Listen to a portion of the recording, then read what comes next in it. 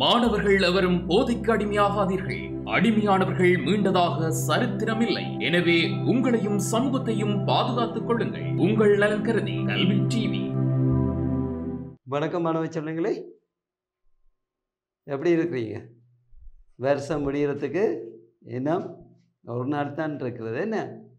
என்ன ஆகவே நீங்கள் எல்லாரும் அடுத்த வருஷம் 2025 ஆண்டு புதிய மனிதர்களாக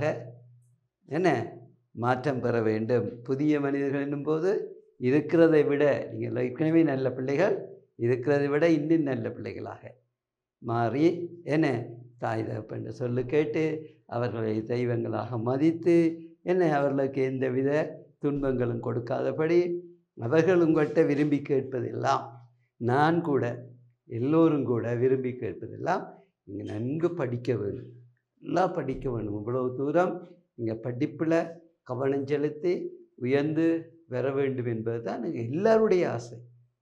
அது உச்சமாக உங்களுடைய பெற்றோருடைய ஆசை. அதுக்காகத்தான் அவர்கள் நிறைய கஷ்டப்படுகிறார்கள் பிள்ளைகள். அவர்கள் கோடீஸ்வரராக இருந்தாலும் உங்களோட பெற்றோர் உங்களுக்காக கஷ்டப்பட்டு தான் அவர்கள் உழைக்கிறார்கள். இன்னும் உங்களுக்காகத்தான் வாழுகின்றார்கள். ஓடி ஓடி உங்களை பாதுகாக்க வேண்டும். நீங்கள் நல்ல உயர்ந்த நிலையில் இருக்க வேண்டும். அது அறிவாளியோடு இருக்க வேண்டும். அறிவாளியாக இருக்க வேண்டும் என்பதற்காகத்தான் அவர்கள் பாடுவாங்க. அதே மாரித்தான் நீளை குடும்பத்தில் உள்ள அம்மா அப்பாவும் எங்களை ஒருத்து சாப்பிடாமல் பிள்ளைகளுக்கு சாப்பிட்ட மாதிரி நடித்து கொண்டு உங்களுக்கு நீங்கள் போய் அதை கேட்டுனீங்களா? அம்மா சாப்பிட்டீங்களான்னு சாப்பிடும்போது கேட்குறீங்களா? அம்மா சாப்பிட்டீங்களா, அப்பா சாப்பிட்டீங்களா, எல்லோரும் சாப்பிட்டாச்சா, இருக்குதான்னு கேட்குற நீங்களோ?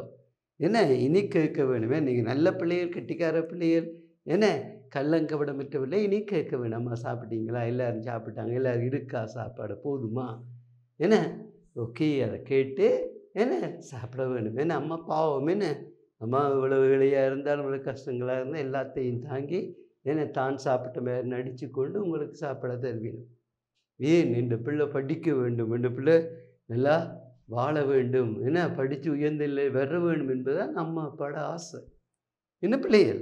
ஆகவே நீங்கள் அதிலும் கவனம் செலுத்த, அம்மா சாப்பிட்டா, அப்பா சாப்பிட்டா, ஏனியூர் சாப்பிட்டாங்களா, இதெல்லாம் கவனம் செலுத்த வேணும். விளங்குதானே? கெட்டிக்கார பிள்ளைகள், நல்ல பிள்ளைகள், என்னுடைய புது வருட வாழ்த்துக்களும் தெரிவித்துக் கொள்கிறேன். அட்வான்ஸாக புது வருட வாழ்த்துக்கள். நீங்கள் இன்னும் புதிய மனிதர்களாக மாறி இன்னும் பெற்றோருக்கும் நாட்டுக்கும் சமுதாயத்துக்கும் இனியோருக்கும் பெருமைகளை தேடி கொடுக்க வேண்டும். இந்த குலப்படியல் பண்ணி வீணாக நீங்கள் துன்பங்களை மற்றவருக்கு கொடுத்து உங்களுக்கும் துன்பங்களை உருவாக்கி கொள்ளக்கூடாது. சரியா பிள்ளைகள்? கெட்டிக்கார பிள்ளைகள், நீங்கள் நல்ல பிள்ளைகள். ஓகே, நாங்கள் படிப்போம். அப்போ புவியியலில் நாங்கள் அபிவிருத்தியின் இறுதிக்கட்டத்துக்கு வந்துவிட்டோம். இலங்கை நாட்டினுடைய அண்மை கால அபிவிருத்தியின் போக்குகளை பற்றி நாங்கள் பார்த்து கொண்டிருக்கிறோம். அதில் இறுதியாக நாங்கள் பார்க்க போகிறது பிரதேச அபிவிருத்தி. பிரதேசம் என்போது இந்த நம்முடைய நாட்டினுடைய அனைத்து பிரதேசங்களையும் அதுதான் பிரதேச அபிவிருத்தி என்று சொல்லுகின்றோம். அது என்ன மாதிரி பிரிக்கப்பட்டிருக்கு, என்ன நிர்வாக அலைகளாக பிரிக்கப்பட்டிருந்த ஆக அடிமட்டத்திலிருந்து அல்லது ஆக குறைந்த நிலையிலிருந்து எப்படி நாங்கள் பார்க்கலாம்? கிராமம்,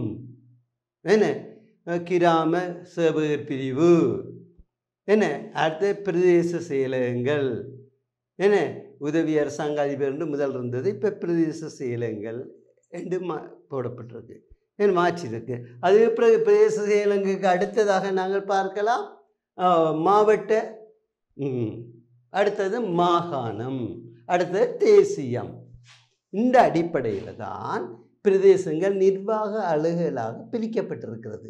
ஆக ஸ்டார்டில் குறைந்தது கிராமம். கிராமம் என்பது என்ன? பல்வேறு குடும்பங்கள் ஒன்று சேர்ந்து வாழுகின்ற பகுதியை நாங்கள் கிராமம் என்று கூறுவோம். அதுக்குள்ள குக்கிராமங்கள் அப்படி இப்படியான கணக்கெல்லாம் இருக்குது. நீங்கள் பொதுவாக கிராமம் என்று சொல்லலாம். அந்த கிராம சேவை பல்வேறு கிராமங்களை உள்ளடக்கி கிராம சேவை பிரிவு என பிரிக்கப்பட்டிருக்கு. நீங்கள் பார்க்கலாம், உங்களோட கிராமம், அது வயல் கிராமம், பக்கத்தில் கிராமம் எல்லாம் ஒன்று சேர்க்கப்பட்டு ஒரு கிராம சேவை பிரிவு என்று பிரிக்கப்பட்டிருக்கு. என்ன புவியியல் படத்தில் கிராம பிரிவுக்கெல்லாம் அடையாளங்கள் இருக்குது. என்ன கவனம், அடையாளங்கள் இலங்கை படத்தில் போடப்பட்டிருந்தால் சக அடையாளம் இருக்குது, சய அடையாளம் இருக்குது, சக டொட் அடையாளம் இருக்குது. என்ன அப்போ இந்த இந்த அடையாளங்களை இங்கே பார்த்து எது கிராம நிர்வாக பிரிவு அடையாளம் என்றதை கண்டுபிடிக்க வேணும் உங்களுக்கு.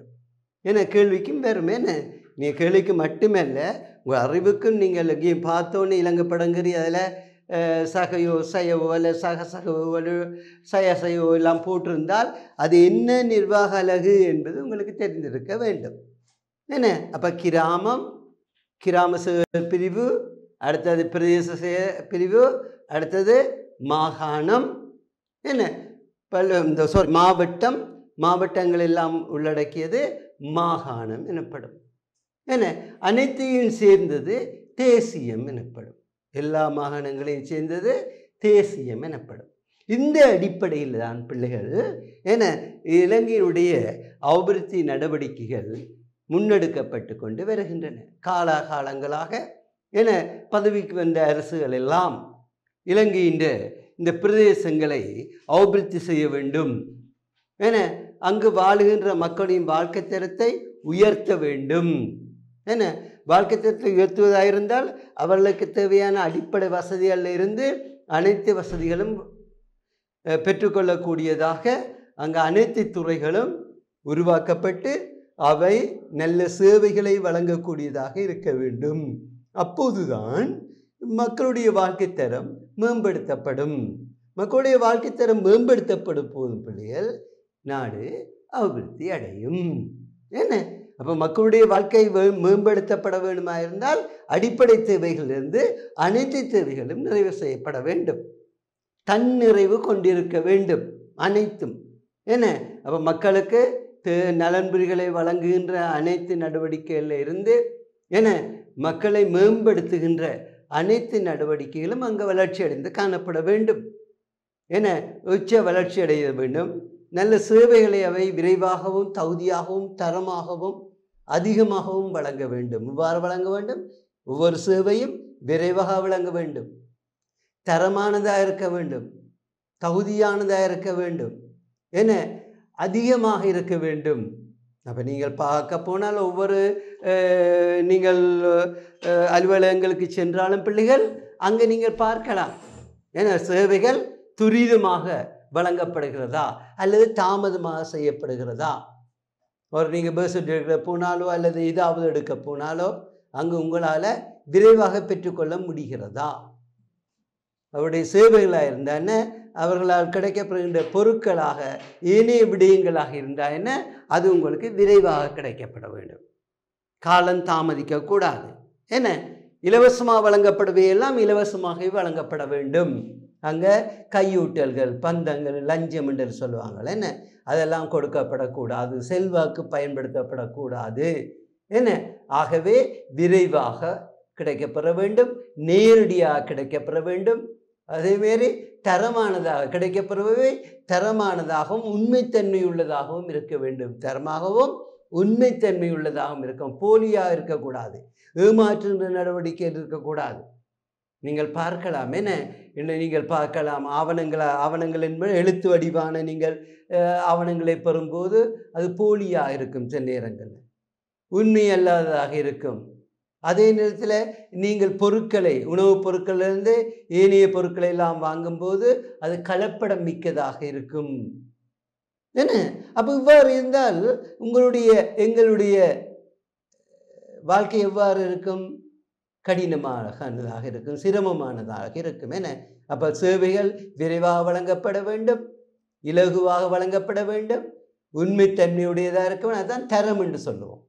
தரமானதாக, போலியாகவோ பொய்யானதாக இருக்கக்கூடாது, கலப்படமாக இருக்கக்கூடாது, உண்மைத்தன்மை உள்ளதாக இருக்க வேண்டும். இலவசமாக வழங்கப்படவே இலவசமாகவே வழங்கப்பட வேண்டும்.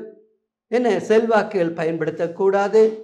என்ன மற்றது அவை தரமானதும் தகுதியானதுமாக இருக்க வேண்டும். அதை மக்களுக்கு என்ன பயன்படக்கூடியது வகையில் இருக்க வேண்டும். என்ன நீடிய காலம் அது நிலைத்து நிற்க வேண்டும். இவ்வாறான சேவைகளோ பொருட்களோ அல்லது ஏனைய விடயங்களோ கிடைக்கப்பெற வேண்டும். அவ்வாறு கிடைக்கப்பெறும் போதுதான் மக்களுடைய வாழ்க்கை மேம்படுத்தப்படும். என்ன, மக்களுடைய வாழ்க்கை தரம் மேம்பட்டதாக அமையும். மேம்பட்டதாக அமையும் போது நாடும் வளர்ச்சி அடையும், நாடும் அபிவிருத்தி உச்சக்கட்டத்துக்கு செல்லும். என்ன பிள்ளைகள், ஆகவே தான் பதவிக்கு வந்த அரசுகள் எல்லாம் இலங்கையுடைய பிரதேச அபிவிருத்தியில் அதிக கவனம் செலுத்துகின்றன. என்ன செலுத்துவதனால கிராமத்திலிருந்து கிராமம், கிராம செயல் பிரிவுகள், பிரதேச செயலகங்கள், அதுக்கு அடுத்ததாக மாவட்டங்கள், அதுக்கு அடுத்ததாக மாகாணங்கள் எல்லாவற்றையும் உள்ளடக்கியது தேசியம் என்ற அடிப்படையில் நிர்வாக அலகுகளாக பிரிக்கப்பட்ட பிள்ளைகள் இங்கே அபிவிருத்திக்கான அனைத்து நடவடிக்கைகளும் முன்னெடுக்கப்பட்டிருக்கின்றன. விளங்குது இப்போ சரியா? இந்த வகையில் அப்போ என்ன செய்ய, அதாவது பிரதேசங்களுக்கு பிரதேசம் எந்தவித வேற்றுமைகள் காணப்படக்கூடாது, ஏற்றத்தாழ்வுகள் இருக்கக்கூடாது. அவ்வாறு ஏற்றத்தாழ்வுகளோ வேற்றுமைகளோ காணப்படும் போது அது அப்பிரதேசங்களை அபிவிருத்தி செய்வதில் மிக கடினமான ஒரு காரியமாக இருக்கும்.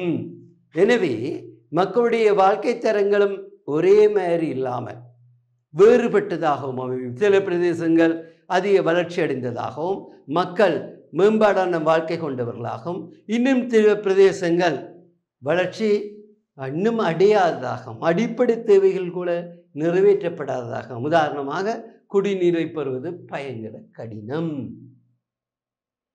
போக்குவரத்துகள் கடினமானவை. நீங்கள் பார்க்கலாமே, பின்தங்கிய கிராமங்களை நீங்கள் பார்க்கலாமே, இந்த மலைய பிரதேசங்களை நீங்கள் பார்த்தால் அடிக்கடி இந்த டிவியில் காட்டி கொண்டிருப்பாங்க, நீங்கள் பார்க்கலாம். பல்வேறு டிவி சேனல்கள் மூலம் நீங்கள் செய்திகளில் பார்க்கலாம்.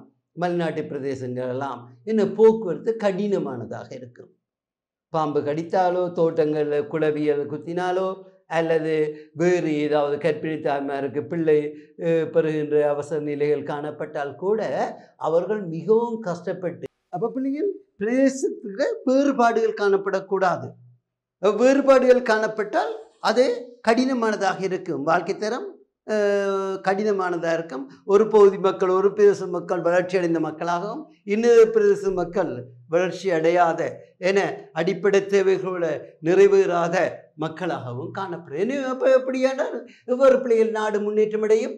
நாடு முன்னேற்றம் அடைய முடியாது, நாடு அபிவிருத்தி அடைய முடியாது.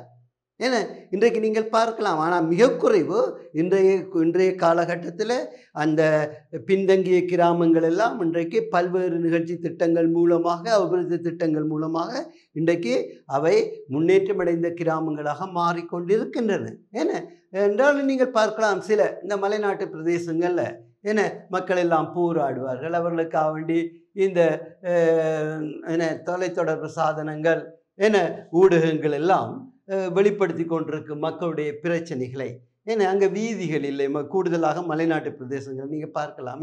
வீதிகள் இல்லை, ஒழுங்கான வீதிகள் இல்லை, குடிக்க தண்ணீர் இல்லை, குடிநீர் கஷ்டம். இதே போன்று ஏனைய பிரதேசங்களை நீங்கள் பார்க்கலாம். இந்த தீவு பகுதியில், மன்னார் பிரதேசங்களில், இலங்கையினுடைய இந்த பகுதியில் வெயில் காலத்தில், வெப்ப காலத்தில் நீர் மிக தட்டுப்பாடாக, குடிநீருக்கே தட்டுப்பாடு காணப்படும். அதே போன்று பயிர்நிலங்களுக்கு நீர் தட்டுப்பாடு நிலவுவதை காணலாம். எனவே இலங்கையின் ஒரு பிரதேசங்களில் வளமான மக்களையும் வளமான பிரதேசங்களையும் கொண்டு காணப்படும் போது, இன்னொரு பிரதேசங்கள் கடினமானதா, வாழ்க்கைக்கு உதவாதன்னு சொல்ல முடியாது, வாழ்க்கைக்கு சிரமமான பிரதேசங்களாக, உதாரணம் குடிநீரை பெற்றுக்கொள்வது, போக்குவரத்தை பெறுவது, சிகிச்சைகளை பெற்றுக்கொள்வது, வைத்திய சிகிச்சைகளை பெற்றுக்கொள்வது, இவையெல்லாம் கடினமாக அல்ல சிரமமாக காணப்படும் போது அந்த பிரதேசங்கள் பின்தங்கியதாக, அந்த பிரதேசங்கள் வளர்ச்சி அடையாத பிரதேசங்களாக காணப்படும். எனவே அது நாட்டு ஒட்டுமொத்தமாக நாட்டினுடைய பொருளாதார வளர்ச்சியை பாதிப்படைய செய்யும், அது அபிவிருத்திக்கு இடைஞ்சலாக அமையும்.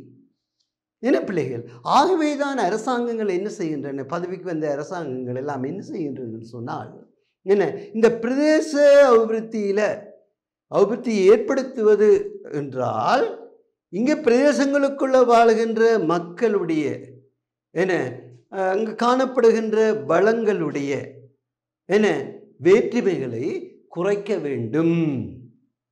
அதாவது ஏற்றத்தாழ்வுகளை குறைத்து எவ்வளவு தூரம் குறைத்து கொள்ள முடியுமோ அவற்றை குறைத்து அவற்றையும் வளர்ச்சியடைந்த பிரதேசங்களாக மாற்ற வேண்டும் என்ற பெருமுயற்சியின் மூலம்தான் பல்வேறு நிகழ்ச்சி திட்டங்களை எல்லாம் போட்டு, உதாரணமாக என்ன இந்த ஜனசக்தி, சமுத்தி, என்ன அது மட்டுமல்ல திவிநகும, இப்படி பல்வேறு திட்டங்கள் என்ன திட்டங்களை எல்லாம் அவர்கள் போட்டு என்ன செய்கிறார்கள்? கிராமங்களை அபிவிருத்தி செய்வதன் மூலம் ஏன் கிராமங்கள் தான் ஆணிவியர்களாக இருக்கின்றன. ஒரு நாட்டினுடைய முதுகெலும்பாக கிராமங்கள் தான் அமையும் என்று சொன்னார் பிள்ளைகள். கிராமங்களில் இருந்து தான் அனைத்தும் உற்பத்தி செய்யப்பட்டு நகரங்களுக்கு கொண்டு வரப்படும். என்ன நீங்கள் உணவுப் பொருட்களாக இருந்தால், இனிய விவசாய பொருட்களாக இருந்தால் என்ன, அதேமாரி இனிய அடிப்படை தேவைகளுக்கான பொருட்களாக இருந்தால் என்ன, அது கிராமங்கள் தான் அங்கு உற்பத்தி செய்கிற இடங்களாகவோ அல்லது மூலப்பொருட்களை பெற்றுக்கொள்ளுகின்ற இடங்களாகவோ இந்த கிராமங்கள் காணப்படும். இப்போ கைத்தொழில் என்னும் போது நீங்கள் பார்க்கலாம், நகரப்பகுதியெல்லாம் நிறைய கைத்தொழில்கள் இருக்கின்றன, நாங்கள் ஏற்றுக்கொள்கிறோம். ஆனால் அந்த நகரப்பகுதிகளுக்கான கைத்தொழிலோ தொழில்நுட்பமோ விஞ்ஞான முன்னேற்றங்களோ எது எடுத்தாலும் அல்லது சேவைகளையோ எது எடுத்துக்கொண்டாலும் அதற்கான மூலப்பொருட்கள் எங்கிருந்து கிடைக்கின்றன என்று பார்த்தீங்கன்னு சொன்னால் கிராமப்பகுதியில் இருந்தால் கிடைக்கப்பெறும். ஆகவேதான் என்ன நடக்கின்றது? கிராமங்கள் ஒரு நாட்டினுடைய ஆணிவேராகவோ அல்லது முதுகெலும்பாகவோ காணப்படும். ஆகவே இந்த கிராமங்கள் வளர்ச்சி அடையாவிட்டால் நகரம் வளர்ச்சி அடையாது, மாநகரம் வளர்ச்சி அடையாது, நாடு வளர்ச்சி அடையாது. என்ன ஆகவே தான் இந்த கிராமங்களை அபிவிருத்தி செய்ய வேண்டும். நாட்டிலுள்ள பிரதேசங்களுள்ள கிராமங்கள் அனைத்தையும் அபிவிருத்தி செய்ய வேண்டும். அவற்றுடைய ஏற்றத்தாழ்வுகள் காணப்படக்கூடாது. எவ்வளவு தூரம் ஏற்றத்தாழ்வுகளை குறைக்க முடியுமோ அவ்வளவு தூரம் குறைக்க வேண்டும். ஏன்னா நான் முன்னுக்கே சொன்னேன், சில கிராமங்களில் குடிக்க தண்ணீரை பெறுவது கடினமாக இருக்கும். ஏன்னா சில கிராமங்களில் போக்குவரத்து செய்வது கடினமாக, ரோட்டு உடைஞ்சு தகர்ந்து இருக்கும். ஏன்னா நீங்கள் பார்க்கலாம், தோட்டப்பகுதிகளில் பார்க்கலாம். அதே நேரத்தில் கிழங்கையின் உட்பகுதியில் நீங்கள் பார்த்தீங்கன்னு சொன்னால் ஆறுகள் குறுக்கறுத்து ஓடுவதனால பாலங்கள் எல்லாம் உடைக்கப்பட்டிருக்கும். மழை காலத்தில் பாலங்கள் எல்லாம் உடைக்கப்பட்டிருக்கும். பாலங்கள் பாதுகாப்பானதாக இருக்காது. நீங்கள் பார்க்கலாம், பழைய காலத்து பாலங்களும் சில இடங்களில் இருக்கின்றது. என்ன மரங்களால் செய்யப்பட்ட பாலங்கள், என்ன அடுத்தது கம்பிகளால், என்ன பாரமான கம்பிகளை கொண்டு போடப்பட்ட பாலங்கள் எல்லாம் இருக்குது. கொங்கிரீட் என்றால் பழைய காலத்து பிரிட்டிஷ் ஆட்சி காலத்தில் அமைக்கப்பட்ட கொங்கிரீட், அதெல்லாம் உக்கி போய் கிடக்குது. இன்றைக்கி நீங்கள் பார்த்தீங்களா, கூடுதலாக இந்த கிழக்கு மாகாண பகுதியில் இப்போ நீங்கள் பார்த்தீங்கன்னு சொன்னால் இந்த நியூஸில் பார்க்கலாம், அடிக்கடி இந்த வெள்ளக்கால பகுதியில் பாலங்கள்லாம் உடைக்கப்பட்டு, ஏன்னா இந்த வெள்ள நீர் பெருக்கெடுத்து ஓடுவதனால பாலங்கள் எல்லாம் உடைக்கப்பட்டு போக்குவரத்து செய்வது கடினமாக இருக்கும். வெள்ள நீர் பாய்ந்து ஓடும் என்ற பாலங்கள் பாதுகாப்பும் இல்லை, உயரமாக கட்டப்படவும் இல்லை. இப்போ நீங்கள் பார்க்கலாம், என்ன போன மாதம் இருக்கும் நினைக்கலாம், உங்களை மாரி மாணவர்கள் என்ன ஒரு 7 பேர் என்ன இந்த கிழக்கு மாகாணத்தில் நக்கரைப்பேட்டிலையோ எங்கேயோ நீங்கள் பார்க்கலாம், என்ன பாடசாலை முடிந்து சென்றவர்கள் டிராக்டரில் இறைச்சல்ல பாலங்கள் சரியில்லை, வெள்ளம் ஏற்பட்டதுனால டிராக்டர் பிறண்டு கவுண்டு அந்த 7 மாணவர்களும் இறந்தார்கள். உங்களே போன்றவர்கள் தான், பாவம் தானே பிள்ளைகள். ஆகவே அங்கே என்ன பிரச்சனை? ஒழுங்கான போக்குவரத்து பாதைகள் இல்லை. மழை காலங்கள் வெள்ளப்பெருக்குகளில் இருந்து பாதுகாப்பு அளிக்கப்படக்கூடிய பாலங்களோ வீதிகளோ இல்லை. அப்போ இதனால் அந்த பிரதேசங்கள் முன்னேற்றம் அடையுமோ? அதே போன்று கிராமங்களுக்கு உள்ளு தனிப்பட்ட கிராமங்கள் எல்லாம் இருக்கின்றது. என்ன தனிக்க இணைக்கப்படாமல் தனிய கிராமங்கள் இருக்கின்றன. நகரப்பகுதிகளோடோ அல்லது ஏனைய பிரதேசங்களோடு இணைக்கப்படாது தனிய கிராமங்கள் காணப்படுகின்றன. அப்போ அங்கே இருக்கிற மக்களுக்கு அவர்களும் வாழ வேண்டும். அவர்களும் முன்னேற்றகரமான மக்களாக உயர்ந்த வாழ்க்கை பெறுகின்ற மக்களாக இருக்க வேண்டும். எனவே தனிப்பட்ட கிராமங்களை எல்லாம் தெரிவு செய்து அவற்றையும் அபிவிருத்தி செய்ய வேண்டும். அவர்களுக்கும் அனைத்தும் கிடைக்கப்பெற வேண்டும். அவருடைய நலன்களும் கவனத்தில் எடுக்கப்பட்டு அவருடைய வாழ்க்கைத்தரம் உயர்த்தப்பட வேண்டும். வாழ்க்கைத்தரம் உயர்த்தப்படுவதென்றால் உங்களுக்கு தெரிய வேணும், அடிப்படை தேவைகள் உணவு, உடை, உறையுள். இன்றைக்கு அடிப்படை தேவை ஏனையும் வந்து விட்டன பிள்ளைகள். உணவு, உடை, உறையுள் அது பழைய காலத்தில் அடிப்படை தேவைகளாக. நான் இன்றைக்கே கல்வியும் அடிப்படை தேவையாக அமைந்து விட்டது, சுகாதாரம் அடிப்படை தேவையாக அமைந்து விட்டது, போக்குவரத்து அடிப்படை தேவையாக அமைந்து விட்டது, பல்வேறு சேவைகளும் அடிப்படை தேவைகளாக இன்றைக்கு அமைந்து விட்டன. ஏனென்றால் இன்றைய காலகட்டத்தில் இவை இன்றி வாழ முடியாது. அதுவும் இலகுவாக எளிமையாக வாழ முடியாது. ஆகவே இவை கூட இன்றைக்கு உணவு, உடை, உறையுள் மட்டுமல்ல, கல்வி இல்லாமல் நீங்கள் கற்காமல் உங்களால் வாழ முடியாது பிள்ளைகள். இருந்து பாருங்க, உங்களுக்கு முன்னுக்கு படிக்காமல் குலப்படி பண்ணி கொண்டு அம்மா அப்பாட சொல்லு கேட்காம இருந்த அண்ணா அக்காக்களை யோசிச்சு பாருங்க. ஏதாவது நல்லா இறக்கினமான்னு யோசிச்சு பாருங்க. படிப்பு முக்கியம், கண் போன்றுதான் படிப்பு, அதை விட மேலானதுன்னு சொல்லலாம். என்றால் குருடர் கூட இன்றைக்கு வாழ்கின்றார்கள். எப்படி? அவர்கள் கல்வி கற்று அவர்கள் கல்வி கற்றதனால் இன்றைக்கு அவர்கள் உயர்ந்த பட்டங்களை பெற்று இன்றைக்கு நீங்கள் பார்க்கலாம் உயர்ந்த உத்தியோகங்களில் இருக்கிறார்கள். நீங்கள் பார்க்கலாம், இந்த இந்தியாவில் நான் யூடியூப்பில் பார்த்தேன், கண் தெரியாத ஒரு இவர் யார், இந்த ஏஜிஏ கலெக்டர் அங்கே சொல்வார்கள். அவர் பரீட்சையில் திறமையாக சித்தி அடைந்து கலெக்டராக, இங்கே ஜிஏ என்று சொல்லுவோம், மாறி இருக்கிறார். அப்போ கல்வி கண்ணை விட உயர்வானது என்று சொல்லலாம். ஏனென்றால் கண் தெரியாதவர்களை கூட வாழ வைப்பது இந்த கல்வியாகும். கல்வி கற்காதவர் வாழ முடியாது. எனவே இன்றைக்கு அடிப்படை தேவையாக கல்வி கூட பிள்ளைகள் அமைந்து விட்டது. இப்போ நீங்கள் படிக்க வேண்டும். உங்களுக்கு முன்னால் இப்போ முதல் இருந்த வயது கொடியவர் படிக்காத அண்ணா அக்கா மேலே நிலைமை எடுத்து பார்த்தீங்கன்னு சொன்னால் அவர்கள் கஷ்டப்படுவதை நீங்கள் பார்க்கலாம்.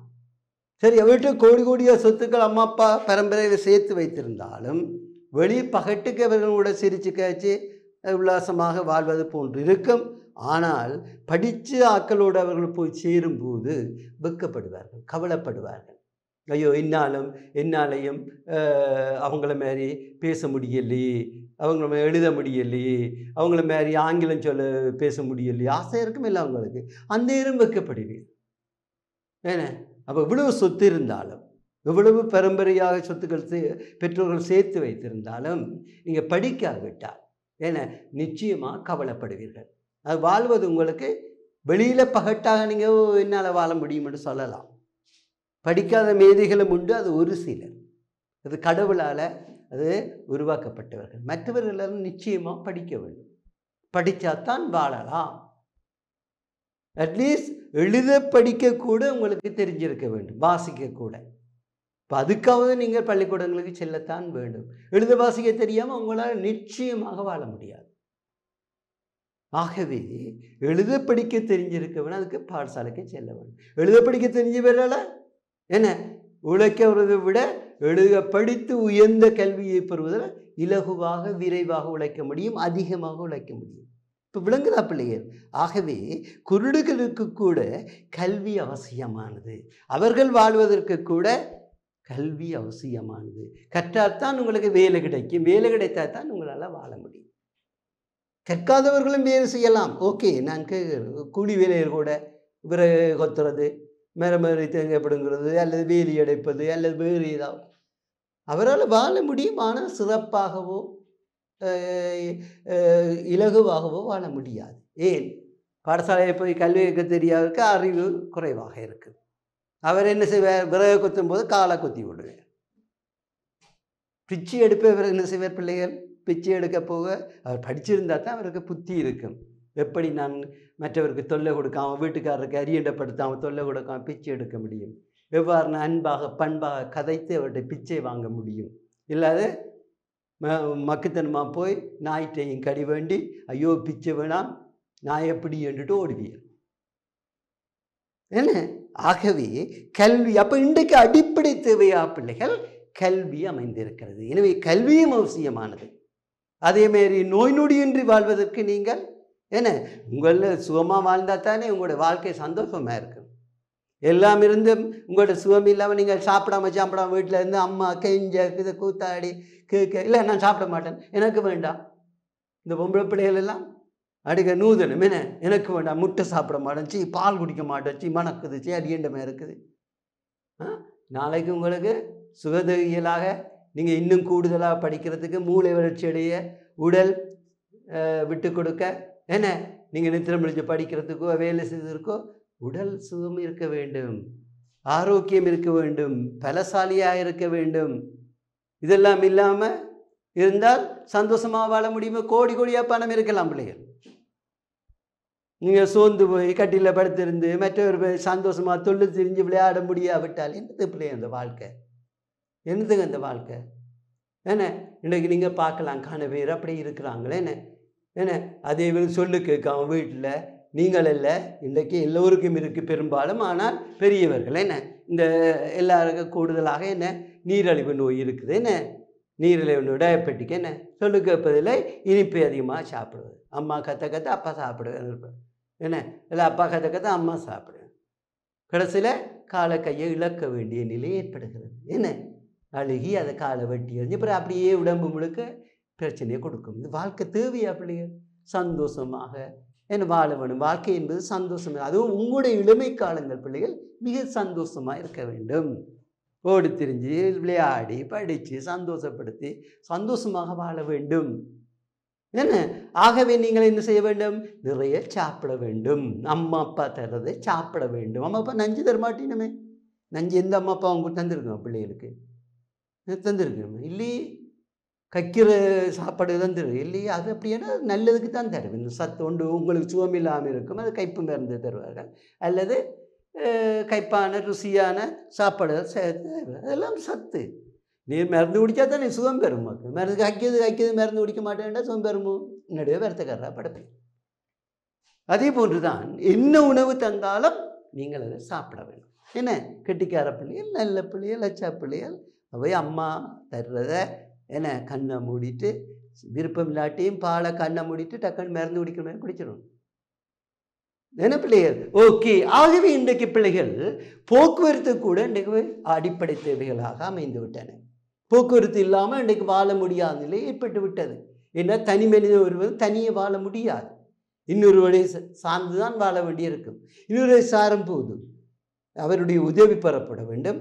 அவர்கிட்ட இருந்து தன்னிட்ட எழுதி அவருக்கு கொடுக்கவும் அவர்கிட்ட இருந்து தான் பெற வேண்டும்.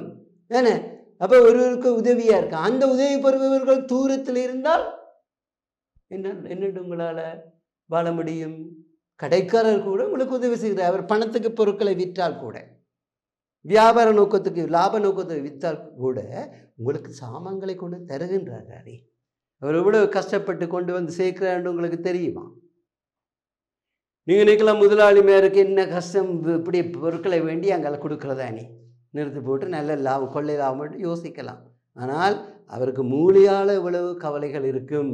இவ்வளவு பிரச்சனை இருக்குது. சாமான் வந்து சேருமா, அந்த சாமான் பழுதடையுமா, அழுகுமா, என்ன அரசாங்கம் விலையை குறைச்சி விட்டால் நட்டம் ஏற்படுமே, என்ன எங்கால எலிகள் சாப்பிடுமா, மழை வெள்ளத்தில் நினையுமா, அப்படின்னு பல்வேறு பிரச்சனைகளை அவர் எதிர்நோக்குவார். அவருக்கு இரவில் நித்திரையும் இருக்காது. பார்க்க பெரிய அட்டாஸ் மாதிரி இவருக்கு என்ன இலகுவாக உழைக்கிறாருன்னு யோசிக்கலாம்.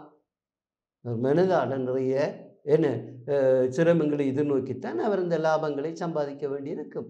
ஏன்னா ஆகவே பிள்ளைகள் இந்த எந்த இதுவாக இருந்தாலும் அது உங்களுக்கு சேவைகளை வழங்கத்தான் இருக்கின்றன.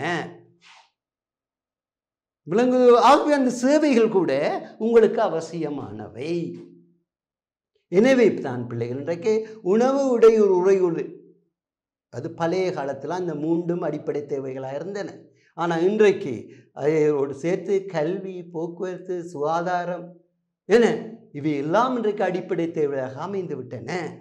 விளங்குத பிள்ளைகள்? அதோடு சேர்த்து இன்னும் பலது இருக்கு.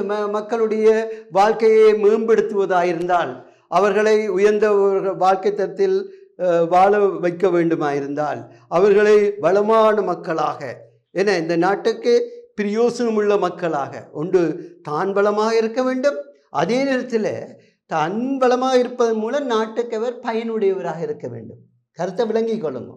நீங்களோ நாங்களோ நல்லா இருக்கிறோம், எல்லா வசதிகளையும் பெற்றிருக்கிறோம் என்பது மட்டுமல்ல, அதுக்காகத்தான் அரசாங்கம் பாடுபடுகிறது, ஒவ்வொரு அரசாங்கம். ஆனால் அதுக்கு அடுத்த பக்கமாக இருக்கின்றன்னு சொன்னால், நான் நல்லா இருக்கின்ற அதே நேரத்தில் நாட்டுக்கு நான் நன்மை பயக்கக்கூடியவனாக இருக்கின்றனா, நான் பயன்படுகின்றவனாக இருக்கின்றேனா? என்ன சுயநல போக்குல நல்லா இருக்கிற மட்டுமல்ல, என்னுடைய அனைத்து சேவைகளும் நடவடிக்கைகளும் செயற்பாடுகளும் அது நாட்டுக்கு பயனுடையதாக இருக்கிறது. அப்போதுதான் நாடும் முன்னேறும். இல்லை எதுவும் பிராய்லர் கோழி மேல் நமக்கு சாப்பிட போட்டு வளர்த்து கொண்டு இருக்கிறதா இருக்கும், நீர் நிறைய சாப்பிட்டு கொண்டு சகல நலங்களையும் அனுபவிச்சு கொண்டு இருக்கிறதா இருக்கும். என் நாட்டுக்கு எந்த பிரயோசனமும் இல்லை. அவனை தெரிந்தோ தெரியாமலோ, அறிந்தோ அறியாமலோ, நேரடியாகவோ மறைமுகமாகவோ நாட்டிற்கு ஒவ்வொருவரும் பயன்படக்கூடிய ஆட்களாக இருக்க வேண்டும். விளங்குது? இப்ப இதுதான் அபிவிருத்தி, இதுதான் நிலைத்து நிற்கக்கூடிய அபிவிருத்தி. எனவேதான் இலங்கை அரசாங்கங்கள், ஒவ்வொரு பதவிக்கு வந்த அரசாங்கங்களும் என்ன செய்கின்ற பிள்ளைகள், பிரதேசங்களை அபிவிருத்தி செய்ய வேண்டும். எந்த அடிப்படையில்? கிராம பிரிவுகள், என்ன பிரதேச செயலகங்கள், அடுத்தது மாவட்டம், மாகாணம், தேசியம் என்ற அடிப்படையில் பிரதேசங்களை அபிவிருத்தி செய்வதற்காக நடவடிக்கைகள் மேற்கொள்ளப்பட்டு வருகின்றன. இந்த அடிப்படையில் நீங்கள் பார்த்தீங்கன்னு சொன்னால் அவை ரெண்டாக பிரிக்கப்பட்டு, ஒன்று கிராமம், அடுத்த நகரம் என்ற ரெண்டாக பிரிக்கப்பட்டு இந்த அபிவிருத்தி நடவடிக்கைகள் எல்லாம் முன்னெடுக்கப்பட்டு கொண்டு வருகின்றன.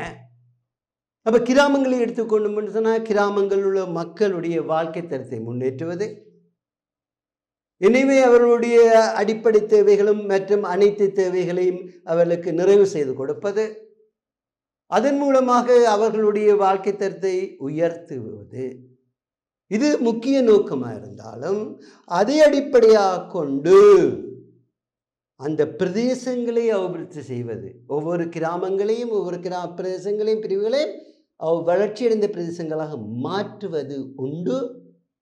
அதே நேரத்தில் ஏனைய பிரதேசங்களுக்கு இடையில, கிராமங்களுக்கு இடையில வேற்றுமைகள், ஏற்றத்தாழ்வுகள் காணப்படாதவாறு அதையும் அந்த ஏற்றத்தாழ்வுகளையும் குறைத்து எல்லா பிரதேசங்களையும் வளர்ச்சி அடைந்த பிரதேசங்களாக மாற்றுவது. இப்போ விளங்குதா பிள்ளைகளுக்கு? அப்போ அபிவிருத்தியினுடைய இலங்கை அரசாங்கம் ஒவ்வொரு பதவிக்கும் அரசாங்கம் முக்கிய நோக்கம் என்ன?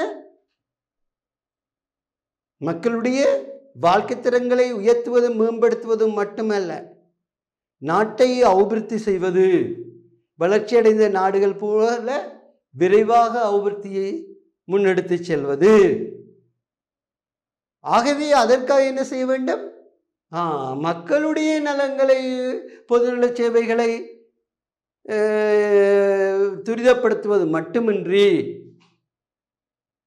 மக்களுடைய வாழ்க்கை திறன்களை அதன் மூலம் முன்னேற்றுவது மட்டுமின்றி, அந்த பிரதேசங்களை வளர்ச்சியடைய செய்வது மட்டுமின்றி, ஏனைய பிரதேசங்களை இடையில வேற்றுமைகள் காணப்படாத வகையில், ஏற்றத்தாழ்வுகள் காணப்படாத வகையில் அவர்களை ஒத்த வளர்ச்சி அடைய செய்வது.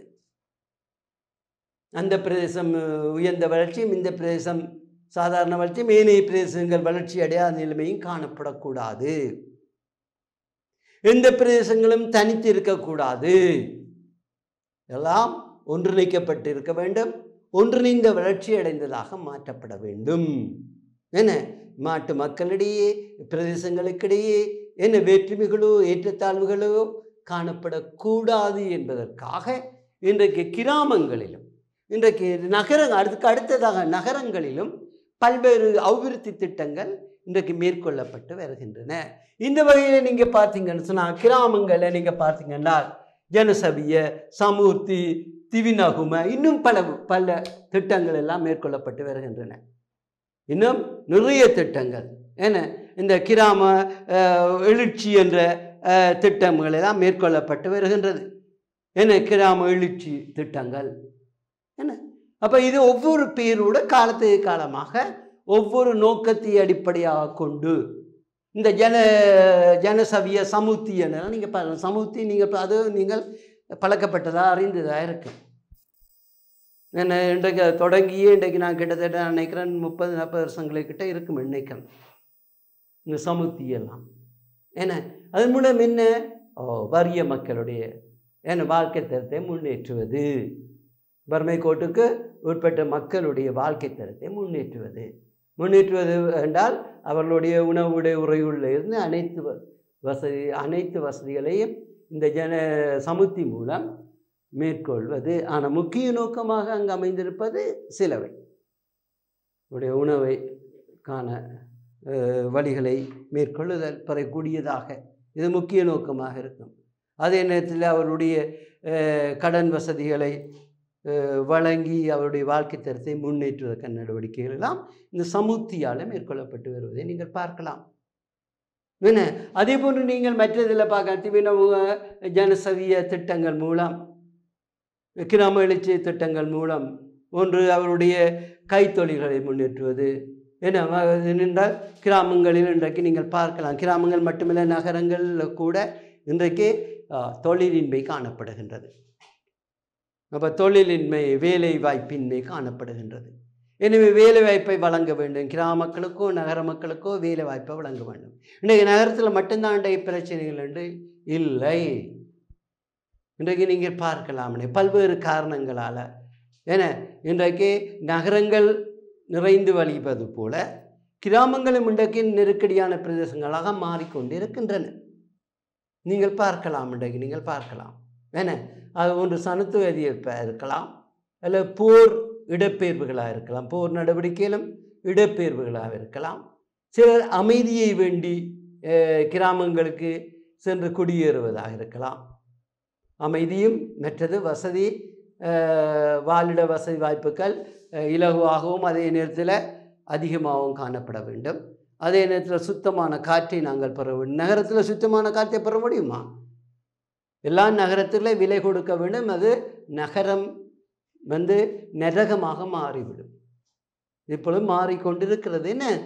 ஆனால் கிராமங்கள் தூய்மையானவையாகத்தான் காணப்படும். இன்றைக்கு அங்கே கூட சனம் அதிகரிப்பதனால பல்வேறு பிரச்சனைகளை எதிர்நோக்க வேண்டி இருக்கிறது.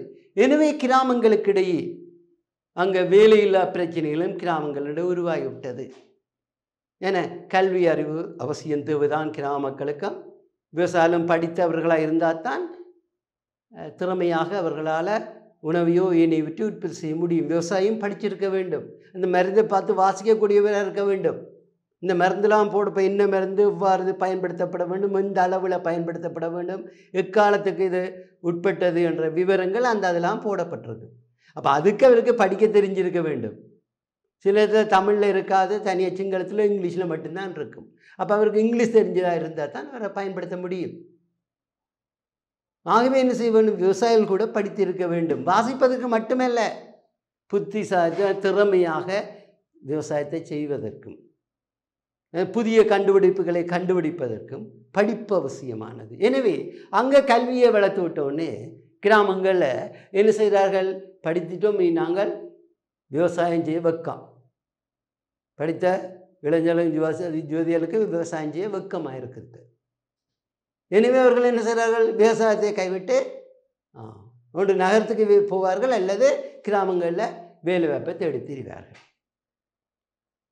எனவே கிராமங்களில் இன்றைக்கு வேலை வாய்ப்புகளை பெற்றுக் கொடுக்க வேண்டும் என்பதற்காக நீங்கள் பார்க்கலாம். இன்றைக்கு 200 ஆடை தொழிற்சாலைகள் உருவாக்கப்பட்டிருக்கு செயற்திட்டங்கள் மூலம். உங்களுடைய பிரதேசங்கள் எல்லாம் இருக்குது, நீங்கள் பார்க்கலாம். கிளிநொச்சி இல்லாமல் இருக்குது பெரிய ஆடை தொழிற்சாலைகள். நீங்கள் பார்த்துங்க, அச்சுவேல் இங்கே பகுதிகளெல்லாம் நீங்கள் பார்க்கலாம். கைத்தொழில் பேட்டிகள் உருவாக்கப்பட்டிருக்கின்றன.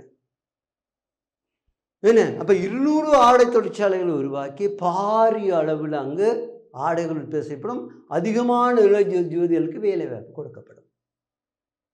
அவர்களால் உற்பத்தி செய்யப்படுகின்ற இன்றைக்கு ஆடைகள் தான் இன்றைக்கு உலக நாடுகளுக்கு ஏற்றுமதி செய்யப்படுது. இலங்கையினுடைய ஆடை உற்பத்தி உயர்ந்த வருமானத்தை பெற்றுக் கொடுக்கின்றது. அந்த அளவுக்கு அவை தரமானதாக இருக்கின்றது இலங்கையினுடைய ஆடைகள். என்ன மலிவானதாகவும் இருக்கின்றது, தரமானதாகவும் இருக்கின்றது, மலிவான. எனவே உலக நாடுகள் எல்லாம் இலங்கையுடைய ஆடைகளை விரும்பி பெற்றுக்கொள்கின்றன. அப்போ இதனால் என்ன நடக்கப்படுகின்றது? அதிக மக்களுக்கு வேலை வாய்ப்புகள், வருமானங்கள் கிடைக்கப்படுகின்றன. ஆகவே கிராமங்கள் தோறும் ஆடை தொழிற்சாலை உருவாக்கி அந்த செயற்திட்டங்கள் மூலம் அவர்களுக்கு வேலை வாய்ப்பை பெற்றுக் கொடுப்பது. அடுத்தது வீதி அவசியமானது. உங்களுக்கு நான் சொன்னானே, வீதி அவசியமானது போக்குவரத்து செய்வதற்கு. இன்றைக்கு மத்திய மலைநாட்டு பகுதியில் நீங்கள் பார்க்கலாம், பாவமாக இருக்கும். ஏன்னா இந்த பரீட்சை எழுதுகிற பிள்ளைகள் கூட இன்றைக்கு மிக கஷ்டப்படுவதை நீங்கள் பார்க்கலாம். ஒழுங்கான வீதிகள், ஒழுங்கானதும் தரமானதும் பாதுகாப்பானதும் விரைவாக இலகுவாக செல்லக்கூடியதுமான வீதிகள். ஒழுங்கான தரமான என்றால் உடையக்கூடியது கூடாது. என்ன, பாதுகாப்பான, விரைவாக செல்லக்கூடிய, இலகுவானதாக பயன்படுத்தக்கூடிய வீதிகள் அமைக்கப்பட வேண்டும். இன்றைக்கு அது இல்லாததால் தான் இன்றைக்கு பல்வேறு கஷ்டங்களை இந்த கிராம மக்கள் அனுபவித்து கொண்டிருக்கிறார்கள். மாறி காலம் என்றால் நீங்கள் பார்க்கலாம், கிராமத்தில் மக்கள் பல துன்பங்களை, கஷ்டங்களை டிவி நீங்கள் பார்க்க வேணும், அடிக்கடி நியூஸ் கேட்க வேணும் பிள்ளைகள். அப்போ தான் பரீட்சைக்கு நீங்களால் எழுத முடியும், பாஸ் பண்ண முடியும், அதே அறிவும் உங்களுக்கு வளர்ச்சி அடையும். ஏன்னா வேலை வாய்ப்புக்கு நீங்கள் போனாங்க, படிச்சிருக்கலாம், நீங்கள் கலாநிதி பட்டம் எடுத்திருக்கலாம், ஏன்னா ஆனால் உங்களுக்கு இன்டர்வியூ வைப்பார்கள், நேர்முக தேர்வுகள் வைத்துத்தான் அதில் பல்வேறு கேள்விகள் கேட்பார்கள். எழுத்து பரீட்சை முடிய அது பாஸ் பண்ண பிறகு நேர்முக பரீட்சைகள் இருக்கும். அது இருக்கும், டாக்டராக இருந்தானே, இன்ஜினியராக இருந்தானே, ஏன்னா SLA SSC இலங்கை நிர்வாக உத்தியோகத்தர்களாக இருந்தானே நேர்முக பரீட்சைகள் வைத்துத்தான் இந்த பதவிகளை வழங்குவார்கள். இப்போ நேர்முக பரீட்சையில் இவ்வாறான கேள்விகள், பொது அறிவு கேள்விகள், ஏன்னா நுண்ணறிவு கேள்விகள் எல்லாம் உங்கள்கிட்ட வினாவப்படும், கேட்கப்படும், நேரடியாக கேட்கப்படும். ஏன்னா இன்றைக்கு இங்கே இலங்கையில் என்னென்ன கிராமங்கள் இப்படி தொடர்பு இல்லாமல் இருக்கும் தனி கிராமங்களாக காணப்படுகின்றன. இன்றைக்கு அங்கே எதிர்நோக்கின்ற பிரச்சனைகள் என்ன, விசேடமாக இந்த வெள்ள காலங்கள் எதிர்நோக்கிற பிரச்சனைகள் என்ன, எங்கே இந்த மாணவர்கள் இறந்தார்களாம், போன முறை மாணவர்கள் 7 பேர் இறந்தார்களாம், அது எங்கே, ஏன் இறந்தார்கள், இப்படியான கேள்விகள் தான் கேட்கப்படும். ஆகவே உங்களுக்கு அது தெரிந்திருக்க வேண்டும். அதான் உங்களுக்கு நான் சொன்னேன்னா, இந்த மட்டக்களப்பில் 7 மாணவர்கள் இந்த வெள்ளத்தினால் பாதுகாப்பான போக்குவரத்தும் இருக்கல, பாதுகாப்பான வீதிகளும் காணப்படவில்லை, பாலங்களும் காணப்படவில்லை. என்ன, ஆகவே சிரமங்களை எதிர்நோக்கின்றார்கள். இன்றைக்கு நீங்கள் பார்க்கலாம், இலங்கையில் இன்றைக்கு நியூஸில் காலையில் நான் கேட்டேன், என்ன வெள்ளத்தினாலும் அதிகம் பேர் வந்திருக்கிறார்கள், வெப்பத்தினால அதிகம் பேர் வந்திருக்கிறார்கள். இன்றைக்கு மத்திய ஆப்பிரிக்க நாடுகளில் கமரூன், உகண்டா, இந்த இதில் இன்றைக்கு வெப்பம் அதிகரித்ததால் இன்றைக்கு 4000க்கு மேற்பட்ட மக்கள் இன்றைக்கு இறந்திருக்கிறார்கள். இந்த உலகம் முழுக்க வெப்ப அதிகரிப்பினால. அதே நேரத்தில் வெள்ளம், புயல் வெள்ளத்தினால இன்றைக்கு பெரும் எண்ணிக்கையான மக்கள் இறந்திருக்கிறார்கள். எமது நாடான இலங்கையில் கூட நீங்கள் பார்க்கலாம். ஏன்னா இந்த வெள்ளம் கூடுதலாக நீங்கள் பார்க்கலாம், வடக்கு கிழக்கு வடகிழக்கு பகுதிகளில் நிறைந்த அளவு பாதிப்புகளை ஏற்படுத்தியது. என்ன பிள்ளைகள், ஆகவே இது அவர்களுக்கு நல்ல போக்குவரத்து வசதிகளை மேற்கொள்வது, என்ன தார் ரோட், காப்பட் ரோட், கொங்குரீட் கற்கள் ஆகியவற்றை பயன்படுத்துகின்ற என்ன போக்குவரத்துகளை ஏற்படுத்தி கொடுப்பது, பாதுகாப்பான போக்குவரத்து, விரைவாக செல்லக்கூடிய போக்குவரத்து, இலகுவாக பயன்படுத்தக்கூடிய போக்குவரத்து, என்ன மலிந்த விலையில் செல்லக்கூடிய போக்குவரத்து சாதனங்கள், இவற்றையெல்லாம் இந்த கிராமங்கள் தோறும் இன்றைக்கு அரசு மேற்கொண்டு வருகிறது. தன்னாலான முயற்சிகளை அரசாங்கம் இவ்வாறு பல்வேறு அரசுக்கு வேலைகள் இருந்தாலும் இந்த கிராமங்களை அபிவிருத்தி செய்வதில் கூடிய கவனம் செலுத்தி வருகின்றன. என்ன, அப்போ இந்த வகையில் நாங்கள் கிராமம், அடுத்த நகரங்களில் என்ன அபிவிருத்தி, இதெல்லாம் நாங்கள் அடுத்த வகுப்பில் நாங்கள் பார்ப்போம். என்ன, அதுக்கு முதல் நீங்கள் வாட்சி பாருங்க, மேலோட்டமாக வாட்சி பாருங்க பிள்ளைகள். இன்றைக்கு பிரதேச அபிவிருத்தியில் என்ன மாதிரி கவனம் செலுத்தப்படுகிறது. இப்போ நாங்கள் இன்றைக்கு என்ன படித்தோம், பிரதேச அபிவிருத்தி. பிரதேச அபிவிருத்தி என்றால் என்ன, ஒரு பிரதேசத்தை, என்ன நாட்டு அனைத்து பிரதேசங்களையும் அபிவிருத்தி செய்வது. அபிவிருத்தி செய்வது என்றால் வளர்ச்சியடைய செய்வது.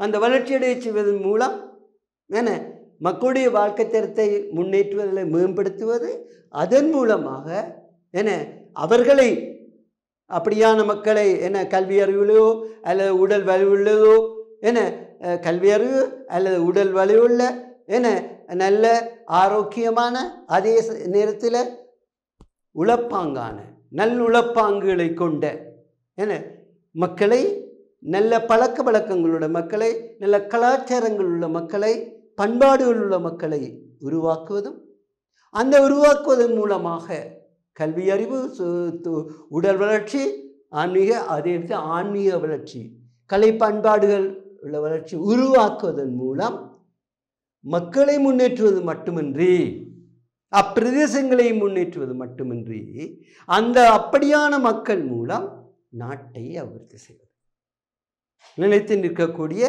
வகையில். எனவே அந்த பிரதேசங்கள் எல்லாம் முன்னேற்றப்பட வேண்டும். எனவே எந்த அடிப்படையில் நிர்வாகங்களாக பிரிக்கப்பட்டு, நிர்வாகங்கள் என்ன மாதிரி பிரிக்கப்பட்டன நாங்கள் பார்த்தோம். என்ன மாதிரி பிரிக்கப்பட்டன?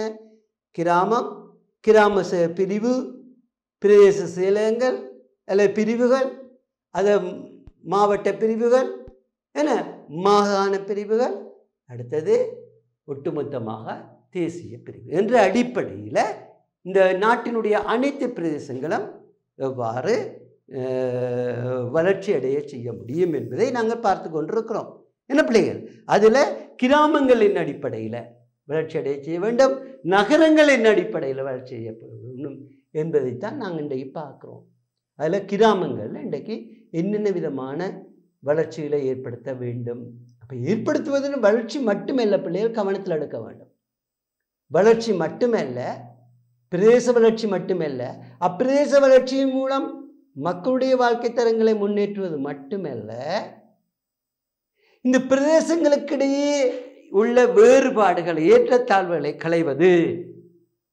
பிரதேசங்களுக்கிடையே காணப்படுகின்ற ஏற்றத்தாழ்வுகள் முன்பு சில பிரதேசங்கள் வளர்ச்சி அடைந்திருக்கும், சில பிரதேசங்கள் வளர்ச்சி சாதாரண வளர்ச்சி, சில வளர்ச்சி அடையாது காணப்படும். எனவே இந்த ஏற்றத்தாழ்வுகளை முடிந்தளவு குறைத்து எல்லா பிரதேசங்களையும் ஒன்றிணைத்து ஏற்றத்தாழ்வு இல்லாத வளர்ச்சியை ஏற்படுத்துவது, இத்தோடு சேர்ந்து இவ்வாறு ஏற்படுத்துவதன் மூலம் அங்கு வாழ்கிற மக்களுடைய வாழ்க்கை தரங்களை முன்னேற்றி அபிவிருத்தி காண்பதாயிருந்தால் அவ்வாறான மக்களை பயன்படுத்த வேண்டும்.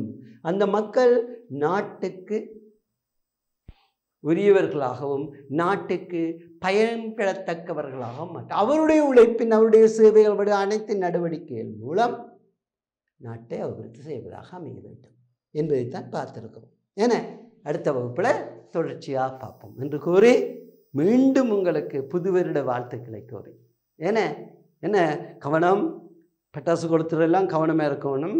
அடிக்கடி நான் பார்க்கறேன்னா எந்த ஒவ்வொரு வருடமும் எங்கேயோ இடத்த கைகையெல்லாம் இழக்க வேண்டி இருக்கும். நீங்கள் துடினம் தான், குளப்படி கந்தங்கள் தான் எல்லாரும் இல்லை சில, ஆனால் சந்தோஷமான விடயம். உங்களோட துடினங்கள் எங்களுக்கு சந்தோஷத்தை ஏற்படுத்த வேண்டுமே தவிர ஆபத்துக்களை, எங்களுக்கு வேதனைகளை, உங்களுக்கும் வேதனைகளை, ஆபத்துக்களை ஏற்படுத்தக்கூடாது. கூடுதலாக பொம்பளை பிள்ளைகளோடு இந்த ஆம்பளை பிள்ளைகள் பாய்ஸ் கூடுதலாக கவனமாக இருக்க வேணும். புத்தாண்டு காலத்தில் எல்லாருமே புத்தாண்டு கொண்டாட வழிபடுவார்கள். அது ஒரு சந்தோஷம்தான், எனக்கு தனியாக கிறிஸ்தவர்களுக்கு மட்டுமில்லை. ஆகவே மச்சான் வாடாண்டு கூட்டிக்கொள்ள பட்டாசு கொடுத்து கை கால்களை பாதிப்படைய செய்கிறதில்லை. அதே நேரத்தில் மற்றவர்களுக்கும் வேதனையை கொடுக்க, பட்டாசை கொடுத்து எறிஞ்சிட்டு ஓடுறது இல்லை, காலுக்குள்ளே எறிகிறது, ரோட்டில் போடுறது, அங்கே வயது போனவர் இருப்பான், குழந்தைகள் பட்டாரண்டு வெடிக்கும்போது நெஞ்சு பட்டக்கண்டு இருக்குது. நாங்கள் போரினால் பாதிக்கப்பட்டு மிகவும் ஒரு கறக்கண்டு சத்தம் கேட்டால் கூட எல்லாருக்கும் பயம். அந்தளவுக்கு குண்டு வீச்சிலும் பல்வேறு இதிலையும் அடிபட்டு வந்த மக்கள் நாங்கள். எனவே கவனமாக இருக்க வேண்டும். பட்டாசு கொடுத்து போடும்போது நீங்களும் உங்களையும் பாதுகாத்து கொள்ள வேண்டும், கை காலில் கண்ணில் படாதபடி. அதே நேரத்தில் மற்றவர்கள் இடைஞ்சல் இல்லாமல் இருக்க வேண்டும். வயது போனவர்கள், குழந்தைகள், படிக்கிறாக்கள், உங்களுக்கு சோதனை வருது. எல்லாரும் படிக்க 7 அண்ணாக்கள் இப்போ சோதனை இன்னும் முடியலை சயின்ஸ் ஆக்களுக்கு. ஆகவே கவனமாக இருக்க வேண்டும், யாருக்கும் துன்பம் கொடுக்கக்கூடாது. உங்களுடைய விளையாட்டுகள் சந்தோஷமாக இருக்க வேண்டும், உங்களை பாதுகாத்து கொண்டு குடும்பத்தையும் மேனவர்களையும் பாதுகாக்க வேண்டும். ஆகவே துடிதத்தனங்களை சந்தோஷமாக இருக்கணும், குழப்படி செய்யக்கூடாது. கூடுதலாக இந்த பட்டாசு கொளுத்துற வேலைகளில் ஈடுபடக்கூடாது. என்ன புஷ்பானம் விடுறது, காலுக்குள்ளே விடுறது, என்ன இப்படியான குழப்படியெல்லாம் பண்ணக்கூடாது. நீங்கள் நல்ல பிள்ளைகள், உங்களுக்காக நாங்கள் ப்ரே பண்ணுவோம், நல்லா மன்றாடுவோம், புதுவர் வாழ்த்துக்கள் கூறுவோம். நீங்களும் இனியவர்களாக வாழ வேண்டும், புதிய மனிதர்களாக இன்னும் உருப்பெற வேண்டும் என்று கூறி உங்களிடம் விடைபெறும் ஆசிரியர் நான் எம். இக்னேசியஸ். வணக்கம் பிள்ளைகள், நன்றி. கல்வி டிவியில் புத்தம்புது நிகழ்ச்சிகளை உடனுக்குடன் பார்த்து மகிழ எமது ஃபேஸ்புக் மற்றும் யூடியூப் பக்கத்தை லைக் செய்யுங்கள்.